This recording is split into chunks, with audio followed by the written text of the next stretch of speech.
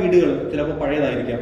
എന്നാൽ പുതിയ വീടുകളിലൊക്കെയാണ്, പുതിയ ന്യൂജൻ വീടുകളിലൊക്കെ ആണെങ്കിൽ പ്രോപ്പർ വയറിംഗ് ആണ് നമുക്ക് പറയാം. ചില പഴയ വീടുകളിലൊക്കെ കുറച്ച് പഴയതാണെങ്കിൽ ചിലപ്പോൾ ഈ പവർ സോക്കറ്റിൽ വരുന്ന അകത്ത്, കാരണം വയറെല്ലാം കൺസീൽഡ് ആണ്, ഉള്ളിൽ വരുന്ന വയർ ചിലപ്പോൾ 2.5-ന്റെ ആവണം നിർബന്ധമില്ല, ചിലപ്പോൾ 1.5-ന്റെ ആയിരിക്കും. അപ്പം അങ്ങനെയുള്ള സിറ്റുവേഷനിൽ നമുക്ക് വീട്ടിൽ ബേണിങ്ങും കാര്യങ്ങളൊക്കെ, കാരണം നമ്മളത് ഫേസ് ചെയ്തിട്ടുണ്ട്.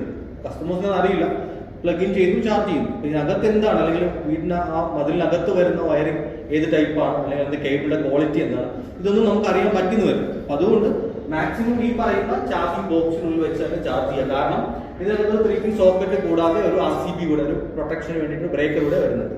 അപ്പോൾ എപ്പോഴാണെങ്കിലും സ്ലോ ചാർജ് ചെയ്യുന്നെങ്കിൽ മാക്സിമം ഈ ബോക്സ് യൂസ് ചെയ്യുക. അത് നമുക്ക് ലീഗ്രാൻഡ് എന്ന് പറഞ്ഞൊരു കമ്പനിയാണ് പ്രൊവൈഡ് ചെയ്യുന്നത്.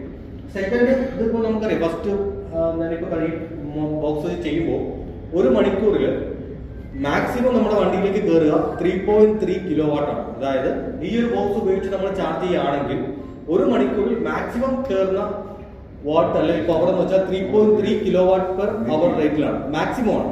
അതിന്റെ റേഞ്ച് വരുന്നത് 2.7 to 3.3 ആണ്. പല കേസിൽ നമ്മൾ നേരത്തെ സാർക്ക് താഴെ പറഞ്ഞു, നമ്മൾ ഈ പീക്ക് ടൈമിന്റെ ഡിഫറൻസ്, കാരണം നമ്മുടെ വീട് സിംഗിൾ ഫേസ് ആണെങ്കിൽ നമുക്ക് കിട്ടുന്ന ലോഡ് 6 kW ആയിരിക്കും അല്ലെ. KCB എന്ന് വരുന്നത് മാക്സിമം 6 kW ആയിരിക്കും. ഈ 6 kW-നെയാണ് നമ്മുടെ വീട്ടിലെ എല്ലാ ആവശ്യങ്ങൾക്കും നമ്മൾ എന്ത് ചെയ്യുക, സ്പ്ലിറ്റ് ചെയ്ത് ഉപയോഗിക്കും. അപ്പൊ അങ്ങനെ വരുമ്പോൾ ഈ 3.3 എന്നുള്ളത് എപ്പോഴും ഒരേ റേറ്റിംഗിൽ കയറണം നിർബന്ധമില്ല. ചിലപ്പോൾ 2.7-ലേക്ക് പോകാം, 3-ലേക്ക് പോകാം. അപ്പൊ ഈ ചാർജിങ് ടൈം അത് നമുക്ക് വേരി ചെയ്യും ഈ പറയുന്ന ലോഡ് അനുസരിച്ച്. അതുകൂടാതെ നേരത്തെ നമ്മൾ പറഞ്ഞു, നമ്മുടെ വണ്ടി ചാർജ് ചെയ്യുന്ന സമയത്ത് ബാറ്ററി ഹീറ്റ് ആകുന്നുണ്ട്. അപ്പൊ ഈ ഹീറ്റ് ആകുന്ന സമയത്ത് ഈ ബാറ്ററിയെ തണുപ്പിക്കുന്നതും നമ്മുടെ വണ്ടിക്കുള്ളിലെ AC കംപ്രസറാണ്. അപ്പൊ ഈ AC കംപ്രസർ വർക്ക് ചെയ്യുന്നത് നമ്മുടെ ഈ ഹൈ വോൾട്ട് ബാറ്ററിയിലാണ്. ആ പർട്ടിക്കുലർ ടൈമിൽ എന്ത് ചെയ്യും, ചാർജ് റേറ്റിംഗ് വളരെ കുറയും. അതോടെ തന്നെ AC കംപ്രസർ വർക്ക് ചെയ്യും. കൂടാതെ നമ്മുടെ ഈ കേബിൾ, നമുക്കറിയാം യെല്ലോ കേബിൾ, നടുക്കൊരു ബോക്സ്, കുറച്ച് LED ലൈറ്റ് ഒക്കെ ഉണ്ട്. അപ്പൊ അതിനകത്ത് തെർമൽ പ്രൊട്ടക്ഷൻ ഉണ്ട്. എപ്പോഴാണോ ഈ ബോക്സ് ഹീറ്റ് ആവുന്നത് ആ പർട്ടിക്കുലർ ടൈമിൽ ഈ ചാർജ് റേറ്റിംഗ് വളരെ കുറയ്ക്കും. കാരണം ഇതിന്റെ പ്രൊട്ടക്ഷന് വേണ്ടിയിട്ട് ആ ഒരു കേബിളിന് അത് എക്സസ് ഹീറ്റ് ആയിട്ട് വേണമായിരിക്കും. അപ്പൊ അങ്ങനെയുള്ള 2-3 കണ്ടീഷനിൽ നമ്മുടെ ചാർജ് റേറ്റിംഗ് കുറയുന്നുണ്ട്.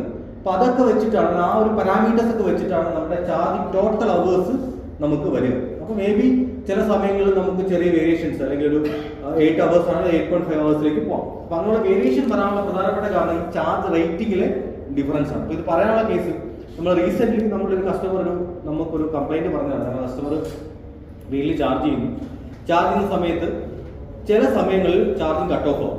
പുള്ളിക്ക് പറയുന്നതാണ്, പുള്ളി കട്ട് ഓഫ് ആവുന്നുണ്ട്, പക്ഷെ പിന്നീട് ഒരു എപ്പോഴെങ്കിലും മീൻസ് കട്ട് ഓഫ് ആവുന്നത് കുറച്ച് കഴിയുമ്പോൾ ഓണാവും.